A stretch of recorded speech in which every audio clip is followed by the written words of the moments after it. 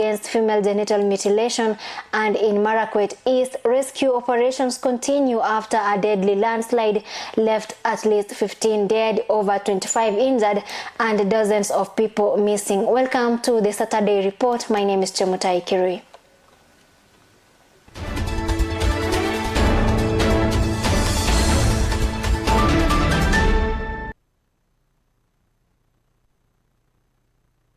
Straight to our top story, President William Ruto today hosted grassroots leaders from Kakamega County at the Kakamega State Lodge, emphasizing the importance of equitable development across all regions of Kenya. Speaking to the leaders, the president highlighted the country's potential for growth, drawing comparisons with South Korea's economic trajectory, and called for collaborative efforts to ensure that Western Kenya, including Kakamega, Bungoma, Busia, and Vihiga counties, receives development on par with other parts of the country. He also reiterated the need for unity, planning, and leadership that prioritizes national progress over regional disparities.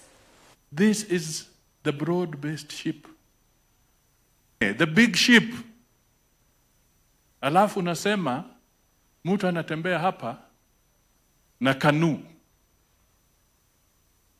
mtongwe. My message to you is that let us stick with the president, and I'm taking time to speak in this language because we cannot afford to make another mistake. We cannot afford to make another mistake.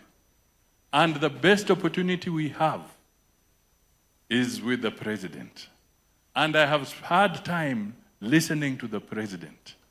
We have consulted, and he is very clear that it is us to lose.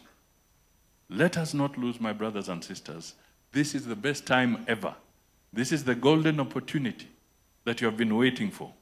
This is the time for us to rally behind his leadership, rally behind the support he has extended. Tunajua ya kwamba kifo cha Raila, in every tragedy, there is always a silver lining. The silver lining ni ya kwamba kifo cha baba Raila Amolo Odinga kimeunganisha wa Kenya wote. Sasa tuko watu wamoja na sisi tutakuunga mkono kwa shughuli ya maendeleo. Wananchi, ndugu zangu, mambo ya maendeleo ya Busia, kwa sababu we want to make sure that Western Kenya is as good as the rest of the Republic of Kenya. Ni mnanielewa? Ya mwisho, wananchi, ndugu zangu, unajua tumefanya bidii hii miaka mitatu. Ni kweli uchumi imestabilize. Kini, I must tell you this as the leader of this nation today. Kenya has big potential. Tunaweza kubadilisha nchi yetu beyond where we are today. I want to give you a simple comparison. Kenya na South Korea, they had the same GDP in 1963. Same. GDP ya Kenya ilikuwa $80. GDP per capita. GDP ya Korea ilikuwa 79. Hiyo ni sawa. 79 na 80 ni the same. Wao ni nchi ya kilimo kama sisi. Wao ni size ya Kenya. But today, 60 years on, South Korea is in the first world. Kenya is in the third world. Tofauti hapo katikati. What is the difference between South Korea and Kenya? Uongozi. It is not money. It is not resources. Uongozi. That is the difference. Today, izeni, South Korea is 20 times the economy of Kenya. Yet we were the same in 1963. And still in the same event in Kakamega County, political leaders are emphasizing unity and active community participation as key drivers of regional development. Musalia Mudavadi cautions against repeating past political mistakes, highlighting that broad-based collaboration is essential for sustainable progress and also public trust. Elsewhere, Governor Barasa stresses the critical role of local residents in governance, underlying the importance of grassroots involvement in decision-making. Together, their statements signal a renewed commitment to inclusive leadership and strategic partnerships aimed at ensuring that Kakamega County fully benefits from both national and regional development initiatives. This is the broad-based ship. The big ship. Alafu unasema mtu anatembea hapa na kanu. Mutongwe. My message to you is that let us stick with the president, and I'm taking time to speak in this language because we cannot afford to make another mistake. We cannot afford to make another mistake. And the best opportunity we have is with the president. And I have had time listening to the president. We have consulted, and he is very clear that it is us to lose. Let us not lose, my brothers and sisters. This is the best time ever. This is the golden opportunity that you have been waiting for. This is the time for us to rally behind his leadership, rally behind the support he has extended. Tunajua ya kwamba kifo cha Raila, in every tragedy, there is always a silver lining. The silver lining ni ya kwamba kifo cha baba Raila Amolo Odinga kimeunganisha wa Kenya wote. Sasa tuko watu wamoja na sisi tutakuunga mkono kwa shughuli ya maendeleo. Mwisho kabisa, vile mnajua hapa Kakamega, sisi ni watu wa two-term kwa Mheshimiwa William Samoei Ruto. Nikisema harambee, hiyo mambo ni two-term. Harambee! William Ruto, rais wetu. Na washukuru sana kwa kumalizia. Vile Mheshimiwa Rais amefanya hii kazi yote. Mimi nataka kuuliza wana Kakamega wote. And also today, Deputy Chief of Staff Mr. Eliud Owalo today has also called for a comprehensive transformation in human resource management across organizations, urging institutions to align their workforce strategies with long-term goals. He emphasized on the importance of leveraging the creativity, digital fluency and innovation potential of Gen Z to drive productivity and sustainable growth. According to Mr. Owalo, organizations that fail to modernize their human resource practices risk stagnation, while those that embrace strategic talent management can position themselves for long-term success in a rapidly evolving global economy. Our very own Lennox Odede tells us more in his report. The Deputy Chief of Staff, Mr. Eliud Owalo, has called for a radical transformation in how organizations manage human capital, urging leaders to adapt long-term strategic goals, leverage the potential of Gen Z to enhance productivity and sustainability. Speaking at the 29th Annual National Conference of the Institute of Human Resource Management in Naivasha, Mr. Owalo highlighted that the Gen Zs, the first truly digital generation, is redefining workspace culture with its demand for authenticity, inclusivity, and purpose-driven work. So Gen Zs are the first truly digital generation, raised in a world of constant connectivity, social media, and global awareness. These people have got a lot of information at their fingertips. But they value authenticity, inclusivity, flexibility, and purpose-driven work. Unlike previous generations, they seek collaboration over hierarchy. They seek transparency over control. And they value innovation and creativity over tradition. So you are not going to win their support by telling them that this is the way things are done within the organization. No. They want to experiment, and you must allow them more often than not to make mistakes. Mr. Owalo criticized the impact of short-term political interest on cooperative boards, cautioning that Kenya's economic challenges will persist unless leaders begin to prioritize performance over politics. The 21st century workplace is marked by rapid technological advancement, globalization, and shifting workforce dynamics. We are dealing with this new generation born between 1997 and 2012, and they bring in distinctive values, work habits, and expectations that challenge traditional management styles. Managing the Gen Z effectively requires understanding their perspectives within the broader context of organizational politics, culture, and change. And as organizations evolve, good people, leaders must therefore navigate political dynamics, cultural diversity, and transformation processes that shape the Gen Z's engagement, productivity, and loyalty. You must win their support. And you are not going to win their support by coercion, but by persuasion. They look at things differently.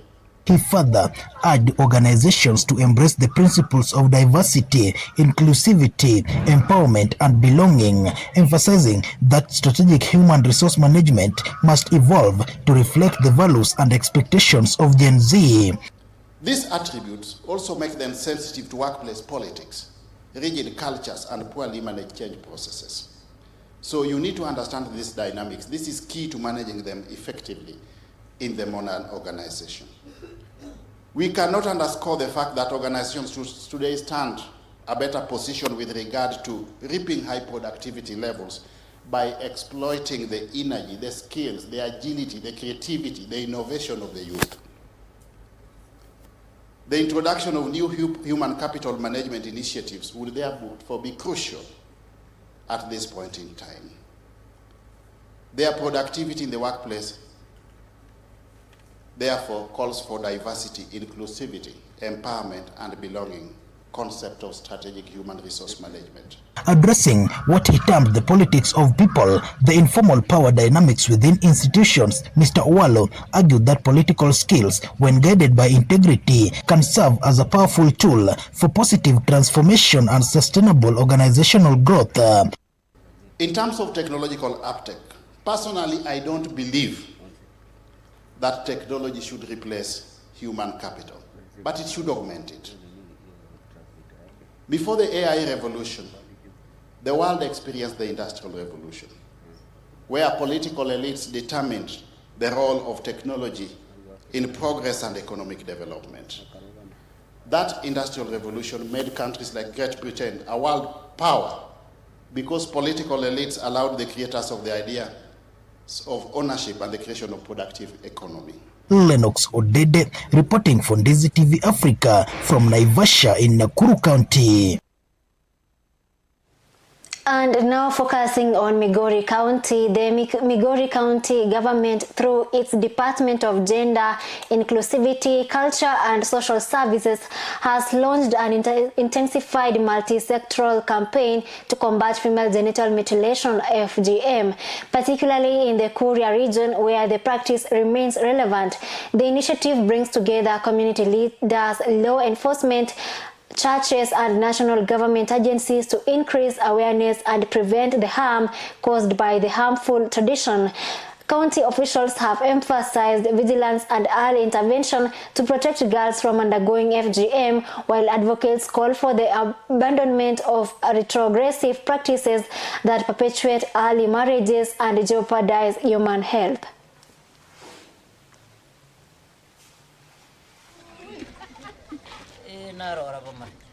Last year mlituchenga mkakaidi wasichana karibu wote. Hata sisi serikali tulishangaa. Yaani mume conspire na Watanzania, maana ilikuwa inaendelea hapa na inaendelea pande ile. Tunaomba sasa tusaidiane kama viongozi, tusaidiane na serikali, tusaidia mtoto msichana asiingie kwa tohara, kwa sababu unajua madhara ya tohara. Last year there was a surge and we have to accept. That is why we've come up with several strategies this year. We started very early. First and foremost, as a department, we work very closely with the national government, and we have a steering committee at the county level.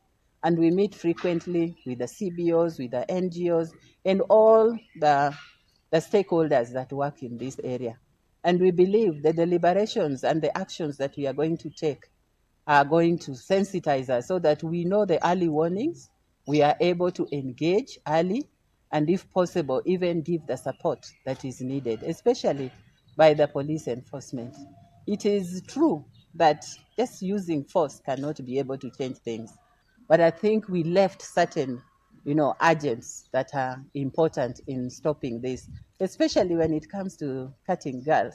I think the women play a very big role. They were completely left out, and the elders told us so. But the way we have engaged with the communities, all the classes, the women, the youths, previously we only had very few churches that were opening up.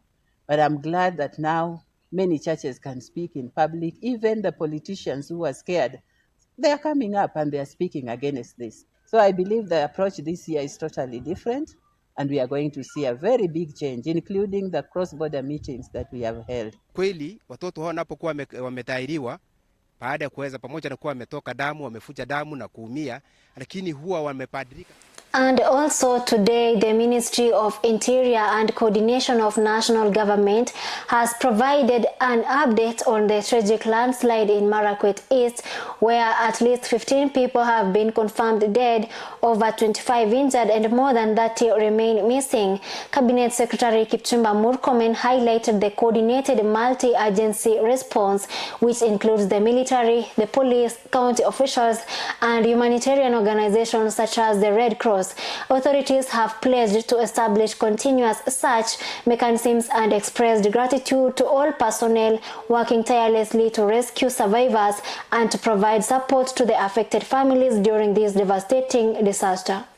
Today we came here to respond to this disaster that has occurred in the Marakwet East. We have here 3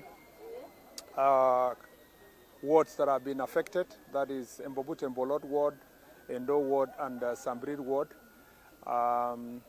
We have been able to evacuate about 25 injured victims of this disaster, but we still also have more than 30 people who are missing.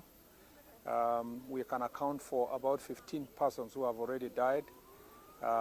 And so everything is being done here to make sure that this situation is handled. We have proper coordination in terms of on the ground here, led by the Deputy County Commissioner here and the various agencies. I want to appreciate the multi-agency approach, the military, the police, and also the Ngao officers who are here. The county government is heavily involved, and the governor is here himself, and also the Red Cross and other partners who are non-state actors. We will establish a proper mechanism for continued search, and already we have established a desk here for families to report their missing persons, and we will be updating the country in the course of time. I just want to say that this is really unfortunate. We have also used our chiefs to make sure that we move our people to safe grounds in this area. And I believe that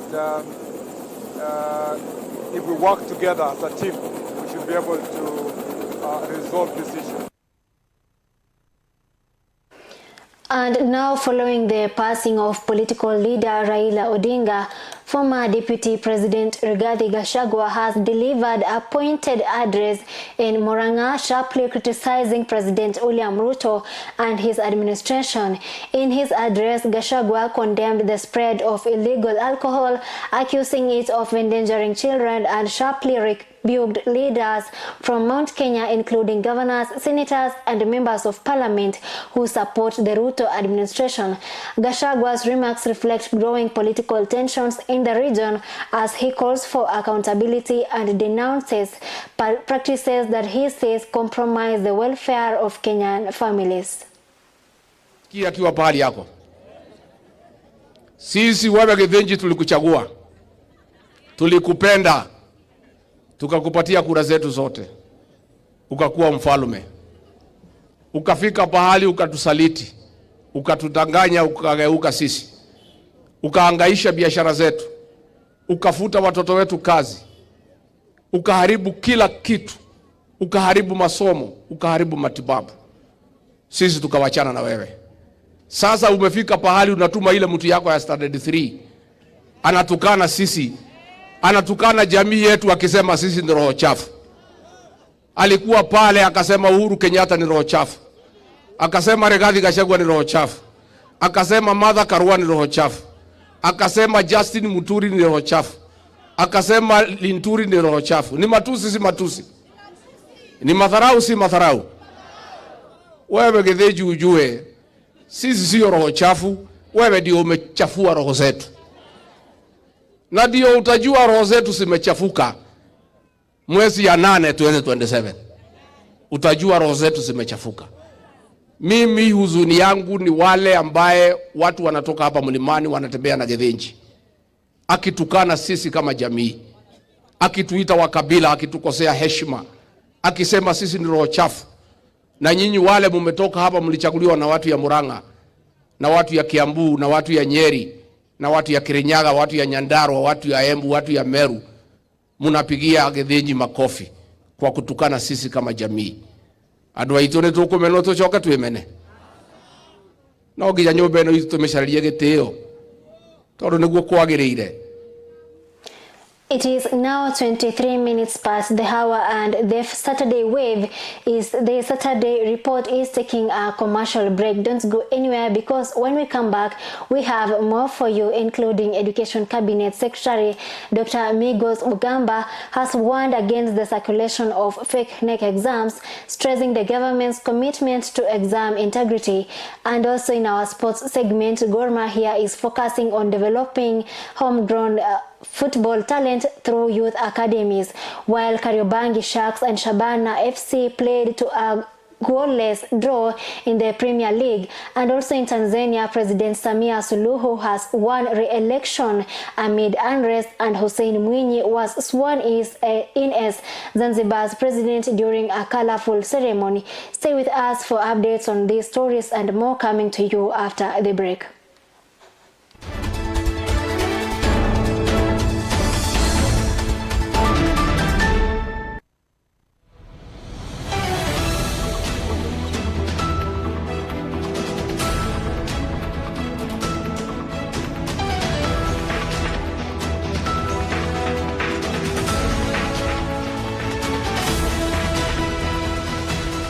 Unatazama Ndizi TV Africa.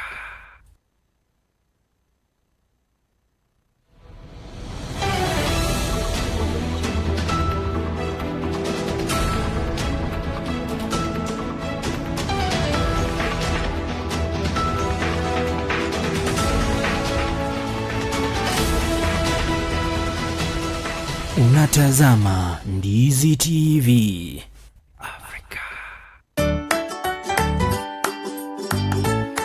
Boys and girls, welcome to Ndizi Juniors, the show made just for you. I am Chemutai Kiri, and with me is Lydia Mose. That's right. Every week we bring you fans, games, learning and stories that will make you smile and grow. From exciting challenges, amazing talents, and lessons for your everyday use. Join us every Saturday from 11 a.m. to 12 p.m. on Ndizi Juniors.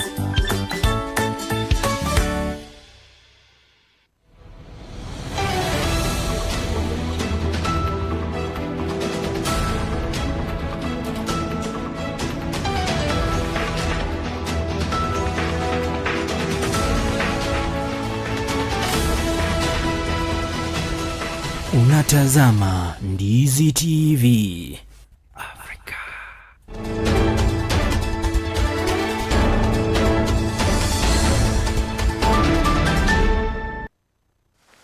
Welcome back to the Saturday report. My name is Chemutai Kirui. And now moving on with our bulletin, Education Cabinet Secretary Dr. Migos Ogamba has issued a stern warning to individuals who are involved in the distribution and promotion of fake NEC examinations online. Speaking today in Nairobi County, the CS emphasized that the government has implemented stringent measures to ensure national exams are conducted transparently, securely, and fairly, even in regions affected by adverse weather conditions. He cautioned that anyone found involved in examination malpractices would face severe legal consequences, highlighting the government's commitment to protecting the integrity of Kenya's education system. The main theory papers will commence next week from the 3rd of November 2025 as scheduled. These examinations are running concurrently in all the 47 counties, with all candidates reporting and sitting assessment without significant disruptions. The Ministry of Education has put in place robust mechanisms to ensure seamless administration of examinations, working in close collaboration with the Ministry of Interior and National Administration in areas affected by rains and difficult terrain. Alternative logistics, including localized redistribution routes, contingency storage, and priority access support, have been deployed to ensure no learner misses their paper due to weather-related challenges. Examination integrity remains a core priority of the government. To this end, enhanced security features, strict dispatch and collection timelines, digital monitoring systems, and strengthened accountability protocols have been implemented. We are aware of attempts to circulate counterfeit papers through online platforms. I wish to assure the country that these materials are fake and ineffective in misleading candidates. Those who attempt to compromise examination integrity will face the full force of the law. Learners are urged to remain focused on their honest preparation, academic success.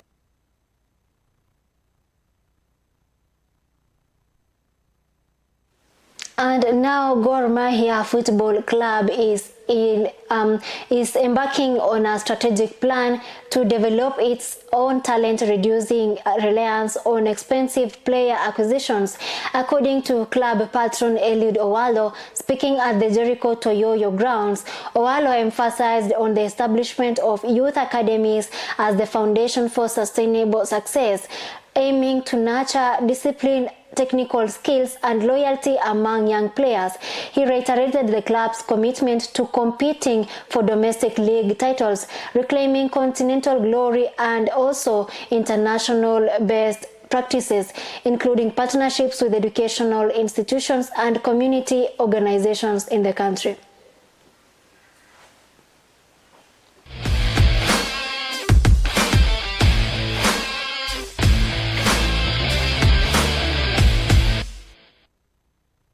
Football club all over the world must have a feeder system. So we need to support our youth team, at all stages, at all age sets, so that it becomes the most sustainable means of getting a feeder system for the senior team. Players are today expensive. There is no point of buying players from other clubs, if we can actually generate players from our youth feeder system. And that is what we are trying to do for purposes of sustainability, so that we have got a means of continuously strengthening the team year in, year out. We want to transform Gor Mahia working with management. We have agreed that for this season we are reclaiming the league title. Subsequent to that, we want to target winning the Africa Club Championships. Gor Mahia team of 1987 did it, and we believe we have got a team, or we can build a team that can again win the continental title. We will reach out to more prospective sponsors to come in and support the team from other facets which are not being covered by the current sponsor. But long term, we will run Gor Mahia as a business. That is what is happening all over the world. That's what Manchester United has done, what Arsenal has done, Barcelona has done. We cannot be an exception in Kenya. We must run these clubs as a business, and that is the direction that we are going. Very soon we are going to come up with a long-term strategic plan, and central to that will be a sustainable means of running. And still on our sports segment, in a closely contested SportPesa Premier League match at Nairobi's Kasarani Stadium, Kariobangi Sharks and Shabana FC ended in a goalless draw. Both teams demonstrated resilience and determination throughout the game, with several scoring opportunities thwarted by solid defensive play. The draw allows each side to claim a single point, leaving fans anticipating how the teams will adapt in their upcoming fixtures as they continue to battle for top positions in the league standings.